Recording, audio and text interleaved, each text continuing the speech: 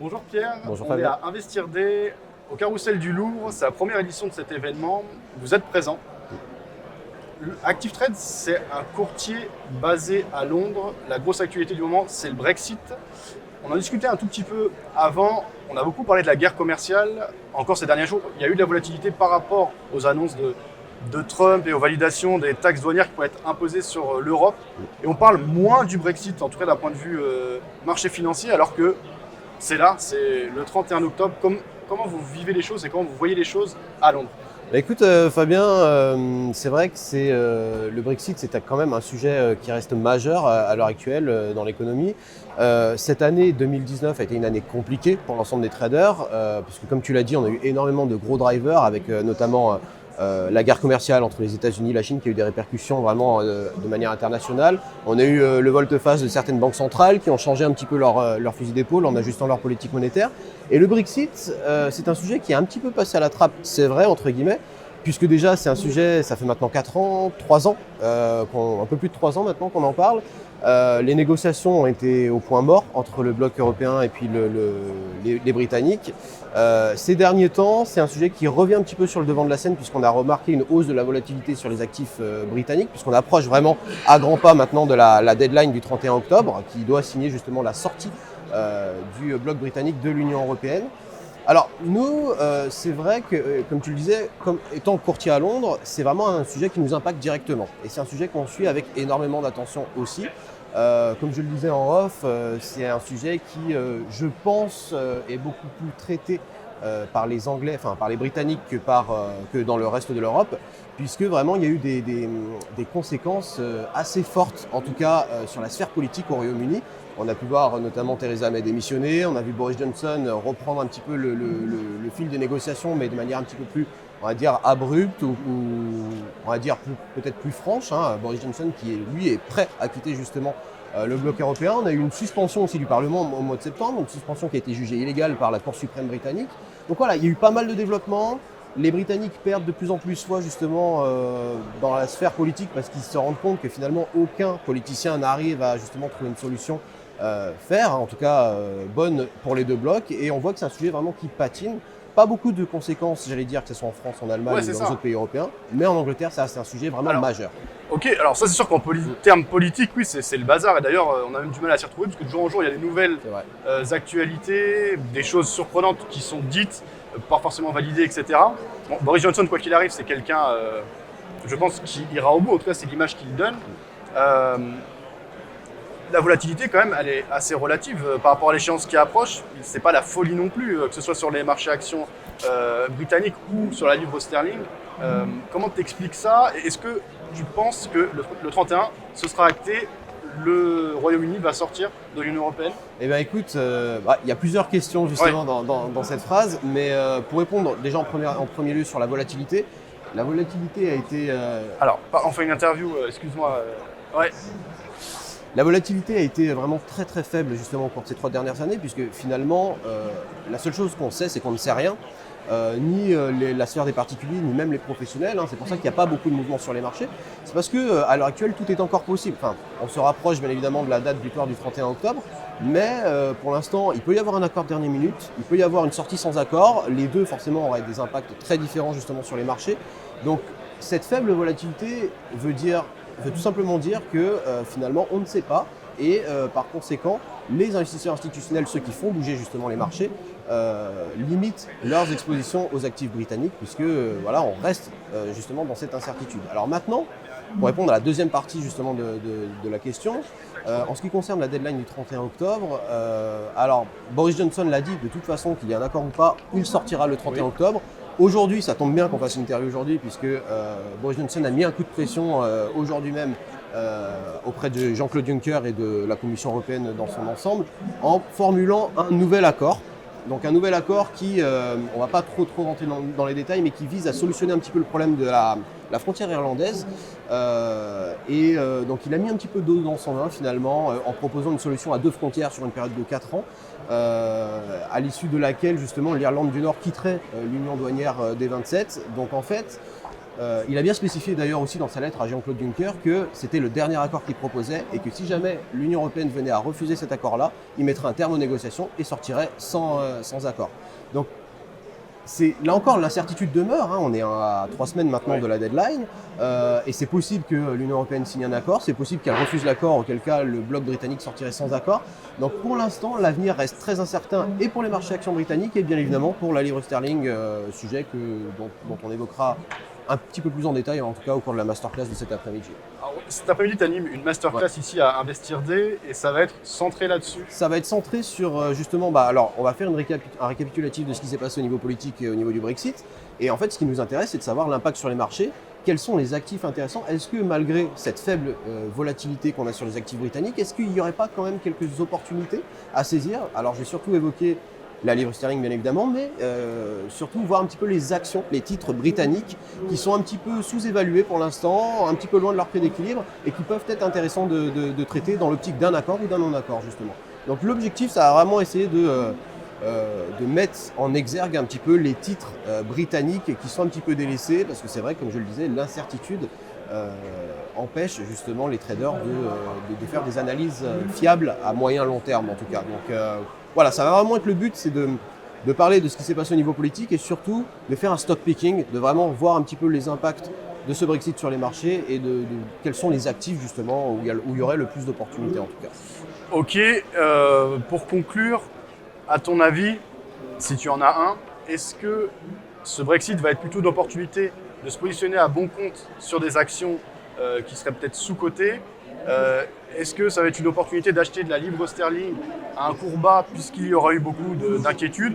Ou au contraire, tu penses que ce chaos peut amener de la baisse, de l'incertitude et qu'il faut mieux parier sur une baisse de ces actifs?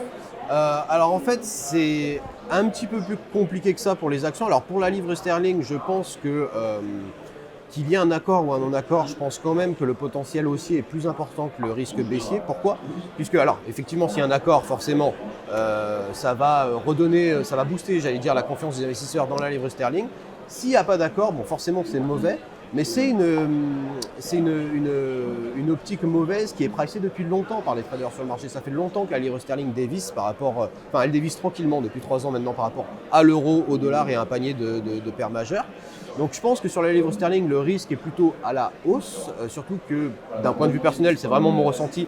Je vois mal le bloc britannique sortir sans un accord, ne serait-ce même qu'un accord intérimaire, j'allais dire, un semblant d'accord.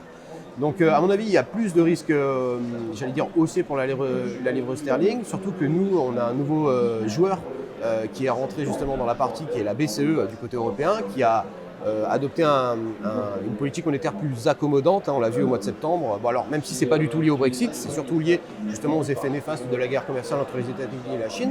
Mais une banque centrale accommodante, forcément, elle soutient l'économie, donc c'est bon pour les marchés actions, mais mécaniquement, ça fait reculer l'euro. Donc si on a un euro qui recule et un GBP dont la baisse était fortement pricée pendant les 3 dernières années se met à grimper, là, ça peut commencer à être préjudiciable, j'allais dire, pour les grands groupes exportateurs du FTSE 100 par exemple. Je pense notamment à des grosses boîtes de combo comme Royal Dutch Shell, Rio Tinto, Unilever, ce genre de choses. Donc il peut y avoir, au niveau des actions, parce que c'est vraiment là-dessus que la question était centrée, il y a pas mal de potentiel de hausse, mais sur des secteurs très très très particuliers.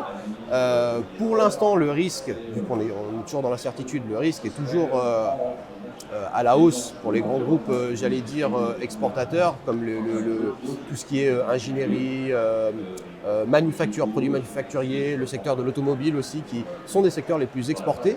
Pour l'instant, c'est vrai qu'une baisse de la livre sterling pourrait être bénéfique à ces grands groupes-là. Maintenant, il faudra vraiment voir comment les choses vont s'articuler dans les 3 prochaines semaines, mais en tout cas, je pense sincèrement qu'il peut y avoir des secteurs assez porteurs, en tout cas au Royaume-Uni, par rapport à ce qu'on a en Europe. Et pour se positionner, à ton avis, c'est mieux d'attendre vraiment que tout soit acté, ou à ce moment-là, il sera peut-être trop tard? Est-ce que c'est trop risqué d'anticiper? Est-ce qu'il faut attendre vraiment que la situation soit actée? En fait, ça peut être dangereux. parce que, comme je l'ai dit, l'incertitude est grande. Par conséquent, lorsqu'on aura une news qui ira ou pas en faveur ou en défaveur justement du bloc britannique, il pourrait y avoir des price actions vraiment fous.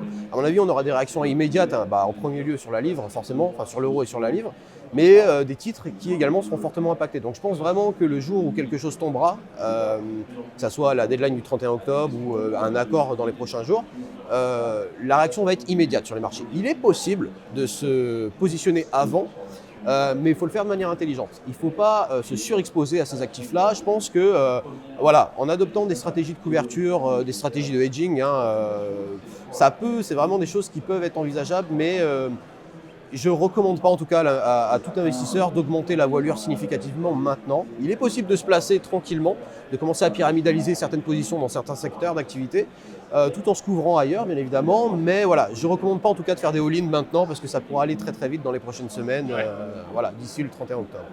Ok, et par contre, justement pour ceux qui s'intéressent notamment à l'intraday ou au court terme, on peut être assez certain que dans les semaines à venir, on va avoir de la volatilité en fonction des nouvelles. C'est déjà une information qui peut être utile pour le trader. Exactement. Et d'ailleurs, ça me permet de rebondir justement sur la journée d'aujourd'hui. La volatilité a été faible au cours des 3 dernières années, et de plus en plus faible même. Là, au mois d'octobre, on recommence à... alors c'est léger, mais on recommence... Hier, il y a eu une grosse journée. Voilà, hier, il y a eu une grosse journée, notamment sur les indices européens et tout. Alors aujourd'hui, j'ai vu la nouvelle tomber comme quoi Boris Johnson avait mis le coup de pression à l'Europe. Est-ce que aujourd'hui on devrait commencer à observer des regains de volatilité sur les actifs UK? Je pense en tout cas que de toute façon, plus on va s'approcher du débat du 31 octobre, de la date butoir du 31 octobre, plus justement je pense qu'on aura des éléments qui nous seront teasés et du côté européen et du côté britannique qui permettront justement de mieux ajuster les expositions dans les portefeuilles. Donc en tout cas, c'est vraiment mon intuition à moi. Je pense vraiment que la volatilité va revenir, en tout cas du côté des actifs britanniques, va revenir sur le devant de la scène en octobre. Ok, merci Pierre pour ces précisions. Je pense que des actus sur le Brexit, tu en publies régulièrement. Absolument, j'essaye de... alors il n'y a rien, il n'y a pas de rendez-vous parce que vraiment je prends les actus comme elles tombent. Ouais. J'essaie d'être assez réactif sur les réseaux sociaux, de faire des petites vidéos de temps en temps et puis d'ailleurs ce sera avec plaisir que je ferai un live avec Vidéo Bourse si vraiment il y a quelque chose qui tombe d'intéressant. Mais c'est un sujet qu'on suit énormément nous à Londres et je pense même l'ensemble des brokers à Londres puisque ça les impacte directement. Mais on essaye de rebondir sur tout, mais en particulier sur le Brexit, puisque c'est un sujet qui passe un petit peu à la trappe, j'ai remarqué, dans les pays européens, puisqu'ils ne sont pas directement impactés comme nous on l'est au Royaume-Uni. Ouais. Et dans les discussions concrètes du quotidien, c'est très prégnant. Exactement, c'est très prégnant, même entre analystes ou traders de différentes maisons, on en parle beaucoup. Il y a même encore, à l'heure d'aujourd'hui, il y a des grosses boîtes institutionnelles qui ne savent pas encore si justement elles bougent ou elles ne bougent pas. C'est quand même fou que plus de 3 ans plus tard, on ne sache toujours pas vraiment ce qu'il en est. Donc c'est vraiment un sujet prenant et c'est de l'inédit finalement ce qu'on est en train de vivre. C'est vraiment une page d'histoire qui est en train de s'écrire, donc on a hâte de voir un petit peu les prochains développements. Ok, chez Active Trades, est-ce qu'il y a des nouveautés, des actualités Alors oui, il y a des nouveautés. Alors je vais parler en premier lieu des produits. On continue d'étayer notre catalogue d'actions. On va bientôt notamment introduire tout ce qui est du secteur justement de ce qu'on appelle l'or vert, les actions basées sur justement des entreprises qui commercialisent du cannabis au Canada, aux États-Unis, etc. Donc on va introduire des grosses capitalisations comme Tilray, Aurora ou Canopy. C'est vraiment des grosses capitalisations au niveau international qui devront être live. Je crois qu'on va démarrer la communication cette semaine ou la semaine prochaine, donc c'est vraiment à court terme. À part ça, on devrait étayer aussi notre catalogue d'options. Comme tu le sais, on a commencé à programmer des options sur le DAX. On va étendre ces options, alors là j'ai pas de date à donner, mais on va étendre ces options sur les indices les plus liquides, S&P, Dow, CAC, etc.